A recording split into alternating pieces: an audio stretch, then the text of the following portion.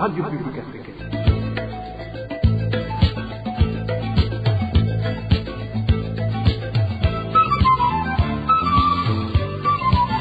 Radio Publique Africaine.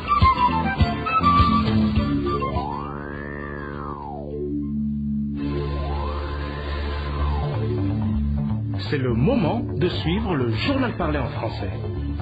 À la présentation, Josiane Mouzaned. Nous sommes le jeudi 6 janvier 2022. Bonsoir mesdames et messieurs. Bienvenue à ce journal en français dont voici les principales articulations.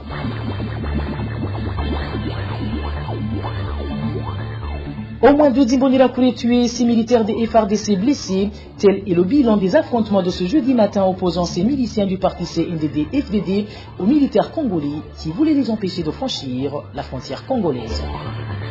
Entre les rapports sortis par le ministère de la Santé et la ministre de tutelle qui dit la vérité, le constat est que les deux ont une version contradictoire sur l'ampleur de la propagation du coronavirus au Burundi.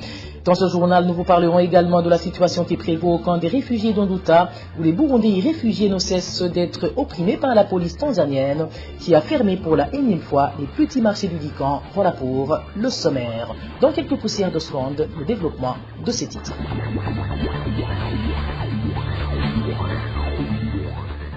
Bonsoir. Sécurité pour commencer. Des miliciens du parti CNDD-FDD en provenance de plusieurs coins du Burundi et qui depuis un certain temps se rassemblent en province Chibitoke s'affrontent depuis tôt ce matin de jeudi avec les forces armées congolaises et FARDC. Ces affrontements ont éclaté dans le groupement de Luberizi, territoire d'Ouvira, peu après que ces miliciens burundais aient franchi la rivière Rusizi. Des informations en provenance de Chibitoke font état de 2 Imbonerakouré tués et de 6 militaires congolais blessés, dont un officier. Le point avec Onésime Douchimagit.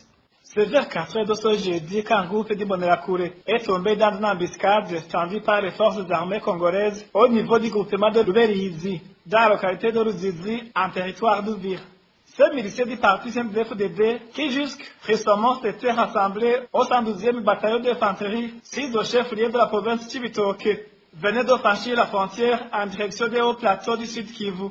Durant ces accrochages, les FARDC ont enregistré des blessés, comme le témoigne cet habitant de la localité. Nous avons des blessés. Il y a le colonel lui-même qui a été blessé, des militaires et 3 autres militaires qui ont été blessés. Il y a des affrontements. Et même là, pendant qu'ils sont en train de parler avec vous, ils sont localisables juste à moins de 10 km de la route nationale numéro 5. Les miliciens Imbonerakouré ont aussi connu des pertes. Selon des sources à Chibitoke, 2 corps des éléments de cette milice ont été rapatriés vers 11 heures ce jeudi. Les corps ont franchi la rivière Rusizi par la 12e transversale sur la colline Ruziga de la zone de Chibitoke en commune Rugombo. Selon les témoins, les 2 corps ont été par la suite chargés dans un pick-up du 112e bataillon. Le reste du groupe a réussi à continuer la route vers les hauts plateaux. Ils ont franchi la route nationale numéro 5 et c'est d'abord s'installer sur la colline Kahanda. Ils ont franchi la RDC, ils ont traversé la route nationale numéro 5, ils sont dans les collines qu'on appelle Kahanda. C'est là qu'ils sont maintenant. Certains de ces Imbonerakouré sont en uniforme militaire et d'autres soit en pantalon militaire ou en chemise militaire et d'autres encore entièrement en tenue civile, comme l'indique ce témoin. Il y en a qui sont en tenue militaire qui les portent la tenue complète, mais il y a d'autres qui portent des tenues pantalons, mais ils ont des t-shirts, des chemises, et les tenues, ils les enfilent dans les coups ou sont dans la hanche. La rédaction de la RPA a cherché à joindre le général-major Dieudonné Kasereka, porte-parole de la FARDC au Sud Kivu. Il nous avait fixé rendez-vous à 15 heures. Et quand on a encore tenté de le joindre à l'heure du rendez-vous, il n'a pu décrocher son téléphone. Toutefois, il a reconnu antérieurement que des éléments armés en provenance des pays voisins avaient franchi la frontière pour se diriger vers les hauts plateaux où depuis des combats les opposent régulièrement aux FARDC. Selon des informations en possession de la RPA, les forces de défense nationale du Burundi sont sur le territoire congolais depuis le 22 décembre dernier. La rédaction de la RPA a encore cherché à connaître l'avis de Floribert Biereke, porte-parole de la force de défense nationale du Burundi. Mais il nous a encore une fois rappelé qu'il ne voulait plus qu'on la paie. Entre-temps, les défenseurs des droits de l'homme en République démocratique du Congo sont en train d'être menacés par le pouvoir de Gitega qui les accuse de livrer des informations en rapport avec ces affrontements. L'exemple est celui du coordinateur provincial de la nouvelle société civile congolaise au Sud Kivu. Daniclé Ilatromva nous en dit plus. Biadonia Machaka André est l'un des défenseurs des droits de l'homme au Sud Kivu qui est menacé et recherché à tout prix par le gouvernement de Gitega. Comme le témoignent ses compatriotes de la société civile, le pouvoir de Gitega l'aurait menacé de lui faire du mal au point même de le tuer s'il n'arrête pas de parler à propos des affrontements qui se déroulent au Congo et particulièrement de l'entrée des militaires burundais sur le territoire congolais. Les sources de la RPA parmi les défenseurs de droits de l'homme au Sud Kivu font savoir que plus de 2 émissaires ont été envoyés chez Biadonia Machaka André pour lui dire qu'il doit arrêter de livrer des informations, un rapport de guerre qui oppose l'armée burundaise à d'autres groupes armés du Congo, à défaut de quoi cela va lui coûter la vie. Les mêmes informations indiquées parmi ceux qui le menacent figurent les agents des renseignements burundais. De plus, le gouvernement burundais aurait même signalé le nom de ce défenseur de droits de l'homme à toutes les frontières burundo-congolaises pour qu'il soit arrêté une fois qu'il osera franchir ces frontières. Nos sources en province du Sud Kivu font savoir que Biadonia Machaka André vit actuellement clandestinement de peur pour sa sécurité. Par ailleurs, certains défenseurs des droits de l'homme révèlent que le gouvernement burundais aurait engagé un tueur à gages pour éliminer Biadonia Machaka André. Daniclé Ilatromva et la Ligue Iteka recommande au gouvernement du Burundi de garantir les droits et libertés fondamentaux et de protéger la population. Cela transparaît dans son rapport mensuel du mois de décembre dernier dans lequel la Ligue Iteka indique que 395 personnes ont été tuées, dont 345 détenus morts lors de l'incendie qui a consumé la prison de Gitega.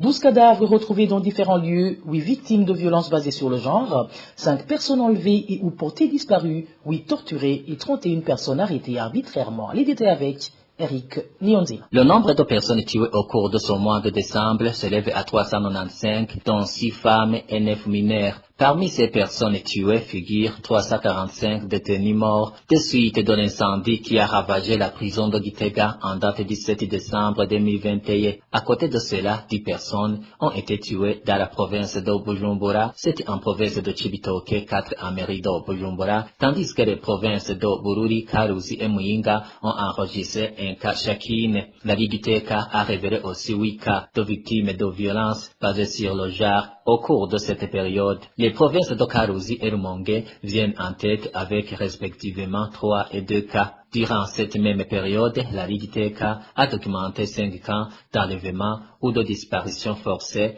8 cas de torture et 31 personnes qui ont été arrêtées arbitrairement. La province de Makamba vient en tête dans les cas de torture. Selon toujours ce rapport, la Ligue Iteka a révélé des questions relatives à la justice et à la bonne gouvernance. Au niveau de la gouvernance, au moins 345 détenus ont trouvé la mort dans l'incendie de la prison de Gitega. Au lendemain de l'incendie, le bilan officiel du gouvernement a fait état de 38 détenus emportés par le feu, tandis que 69 ont été blessés. Concernant la situation de la pandémie à COVID-19 au Burundi, la Ligue Iteka a rapporté une grande prévalence des cas de COVID-19 dans différents coins du pays et particulièrement en province de Bubanza à titre illustratif. La Ligue Iteka demande au gouvernement de garantir les droits et libertés et de protéger la population. La Ligue Iteka demande aussi au gouvernement de lutter contre l'impunité en traduisant en justice les auteurs de crimes. Elle demande aussi aux partenaires du Burundi d'user de leur influence pour contraindre le gouvernement burundais à restaurer un état de droit et démocratique. La Ligue Iteka clôt son rapport en demandant à la population burundaise de rester solidaire et de dénoncer tout acte de nature à semer ou entretenir l'insécurité. Merci à toi Eric Nionzima. À propos justement de ces violations des droits de l'homme, il est regrettable que des personnes venues de l'étranger ou rapatriées soient kidnappées ou tuées dans l'indifférence des autorités du pays. Déclaration de maître Jean-Claude Niburumonsi, chargé du département juridique au sein de Akat Burundi, après le kidnapping des jeunes hommes de la ville de Ngozi un jour après son retour du Rwanda. Selon ce défenseur des droits de l'homme, les Burundais désireux de rentrer au pays ou de se rapatrier devraient d'abord analyser si leur sécurité est assurée. Écoutez plutôt Maître Jean-Claude Niburumos. À la CAT Burundi, nous sommes profondément choqués par ces récurrentes disparitions forcées dont sont victimes les citoyens burundais. Les auteurs sont quelquefois identifiés mais ne sont pas inquiétés malgré les discours rassurants du chef de l'État. Ces derniers jours, ce sont les rapatriés, surtout ceux qui rentrent du Rwanda, qui sont visés alors que le président Ndayishimiye ne cesse d'appeler les réfugiés à regagner leur pays natal, en leur assurant qu'un accueil chaleureux leur sera réservé. Et c'est vraiment cet accueil-là dont il parle. Est-ce qu'il n'est pas au courant de ces malheurs qui s'abattent sur cette personne qui décide de rentrer? Pourquoi les auteurs de ces violations ne sont pas arrêtés? Toutes ces questions nous amènent à conclure que les messages de haine qui ont été véhiculés par les autorités du parti au pouvoir, le CNDD-FDD, sont à l'origine de ces disparitions. Nous demandons au président du Burundi de faire en sorte que ces paroles soient accompagnées par des actes. S'il veut que les réfugiés regagnent réellement le pays, il faut assurer la sécurité de ceux qui sont déjà rentrés. Et surtout punir sérieusement ceux qui se rendent responsables de ces disparitions. Les noms des bourreaux sont souvent cités mais ne sont pas inquiétés. Nous recommandons aussi à ces réfugiés qui décident de rentrer de réfléchir plus d'une fois pour voir si vraiment leur sécurité est garantie. C'était Maître Jean-Claude Niburumossi, chargé des affaires juridiques au sein de la CAT Burundi. Une courte pause et nous abordons la page santé de ce journal. Contradiction dans les déclarations de la ministre de la Santé et les rapports sortis par son ministère à propos de la Covid-19. Au moment où ces rapports montrent que la pandémie de Covid-19 ne cesse de prendre de l'ampleur, la ministre, elle, dit que les cas positifs ont plutôt beaucoup diminué. Il était avec Eloge Divin Rémiche. Au début du mois de décembre 2021, il y avait une vague très importante des cas de contamination à la COVID-19. Il y avait beaucoup de personnes qui ont été testées positives. Mais nous remarquons ces derniers jours que les chiffres sont en baisse. C'est la ministre de la Santé, Dr Sylvine Nzeyimana, qui présentait le résumé des points étudiés au cours d'une réunion du comité chargé de la lutte contre la COVID-19 au niveau national. Même si la ministre dit que les chiffres des cas positifs ont diminué ces derniers jours, les rapports du ministère de la Santé montrent le contraire. Selon ces rapports, les cas positifs au coronavirus continuent d'augmenter au pays. D'après ces rapports, depuis les contaminations à grande échelle, signalées à partir du 13 décembre 2021, avec un effectif de 500 cas positifs par jour, aucun changement n'est survenu jusqu'à présent. L'exemple le plus récent est celui du rapport publié ce mardi le 4 janvier 2022, qui dénombrait plus de 1400 cas positifs testés le 2 et 3 janvier 2022. Que ce soit ce rapport cité ou d'autres déjà publiés bien avant par le ministère de la Santé, la grande majorité des cas positifs le sont par transmission interne. Ainsi, plus d'un septembre des propos de la ministre de la Santé qui contredisent les rapports publiés par le ministère qu'elle dirige. Au moment où il s'observe toujours le non-respect des mesures barrières contre le coronavirus au Burundi, avec une négligence des autorités dans le suivi de leur mise en application, Dr Sylvine Nzeyimana a affirmé que les cas positifs ont baissé ces derniers jours du fait que plusieurs Burundais se font dépister. Nous remercions la population burundaise d'avoir répondu à l'appel de se faire dépister souvent. Nous avons constaté que les Burundais s'est dépisté massivement, ce qui a contribué à la maîtrise de la vague de contamination qu'on avait observée ces derniers jours. Vous saurez qu'au cours de la réunion du comité chargé de la lutte contre Covid-19 au niveau national, il a été également décidé l'ouverture prochaine du port de Rumongue, qui constitue notre frontière avec la République démocratique du Congo. Eloge Divin Rémicha, en page société, les fonctionnaires de l'État en province Kayanza s'insurgent contre les contributions forcées destinées à la construction de la permanence provinciale du parti CNDD-FDD. Ils demandent aux autorités habilitées de couper court avec cette pratique de vol, d'autant plus qu'ils ne reçoivent aucune pièce justificative. Le point avec Francine Marot. Ces fonctionnaires de l'État en province Kayanza indiquent que ces contributions forcées sont devenues un cas fêté. Les dernières contributions ont été collectées au mois de décembre dernier. Ces fonctionnaires qualifient cette pratique de vol d'autant plus qu'ils sont contraints de contribuer sans exception, qu'ils soient membres du CNDD-FDD ou pas. tu dois contribuer à hauteur de 6 000 francs par mois, une somme qui juge d'exorbitant, tenant compte de la vie qui devient de plus en plus chère. Nous, fonctionnaires de l'État en province de Kayanza, sommes vraiment tracassés par ces contributions forcées. Que tu sois membre ou non du parti CNDD-FDD, tu dois contribuer pour la construction de la permanence provinciale de son parti. En plus, on doit payer les frais destinés au développement communal. Mais ce qui nous énerve davantage, c'est cette façon de nous imposer des contributions pour un parti, d'autres ne font pas partie. On dépasse chaque mois entre 6 000 et 8 000 francs de contributions, y compris les cotisations pour la construction du bureau provincial. Pour ces fonctionnaires, cet argent risque d'être détourné, surtout qu'il n'y a pas de récit justificatif et demande aux autorités habilitées de couper court à cette pratique. On fait une liste de tous les employés de chaque établissement scolaire. Généralement, c'est entre 15 et 20 employés au niveau de chaque école. Celui qui vient de contribuer doit apposer sa signature devant son nom. Il n'y a pas de reçu. Nous demandons d'arrêter de nous imposer ces contributions parce que nous sommes dans une situation d'extrême pauvreté. La rédaction de la RPA n'a pas pu joindre le colonel Rémi Chicharayo, le gouverneur de la province Kayanza, pour de plus amples éclaircissements à ce sujet. Merci à toi Francine Maroulou. Et puis en page gouvernance, la loi régissant la circulation routière doit être respectée afin qu'il n'y ait pas ceux qui soient bloqués dans leurs activités. Réaction de Gervais Nilaguila, vice-président du réseau des citoyens probes, RCP en sigle. Il réagit après que les motos des motards du centre de la province Ngaro aient été confisquées depuis une semaine par la police du commissariat de la dite province. Une police qui a refusé de remettre ces motos à leurs propriétaires. Gervais Nilaguila trouve qu'il est incompréhensible que la police n'applique pas la loi. Suivez. La police doit faire des contrôles de routine. Mais ce qui est normal, c'est que nous avons entendu que les motards acceptent qu'ils sont fautifs, mais qu'ils ne sont pas punis conformément à la loi.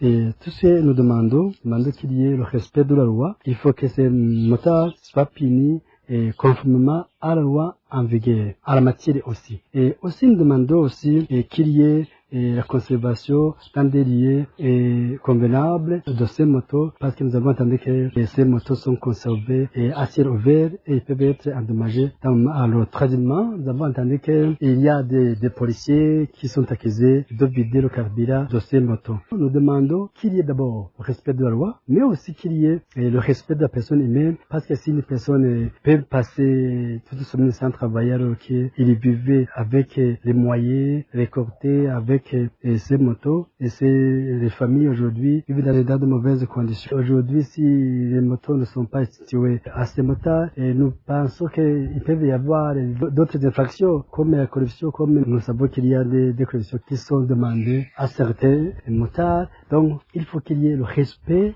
de la loi du moment où ces motards acceptent qu'ils sont fautifs. Donc, ils doivent payer les amendes et les taxes et puis continuer leur travail tout en respectant la loi et en matière. Et le dernier dossier de ce journal parle des petits marchés du camp d'Ondouta en Tanzanie qui ont été fermés tandis que les bananiers et les colocas ont été coupés. Les réfugiés burundais de ce camp indiquent qu'ils ne savent plus à quel sens se vouer, vu qu'ils n'ont plus où s'approvisionner en cas de besoin. Les détails avec Elvis Niyomonge. Certains réfugiés du camp d'Ondouta indiquent que la police tanzanienne a ordonné la fermeture de ces petits marchés sans aucune explication. Ce réfugié de ce cas indique que cela s'inscrit dans la ligne de les forcer à rentrer.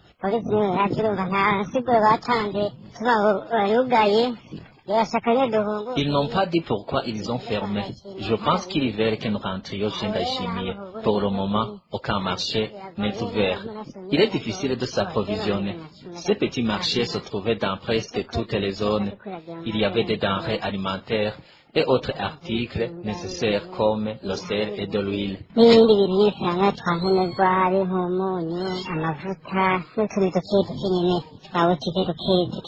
De plus, La police et les basungusungu chargés de la sécurité ont coupé les bananiers et les colocazes de la zone INE, tandis que les haricots se trouvant dans les champs ont été piétinés.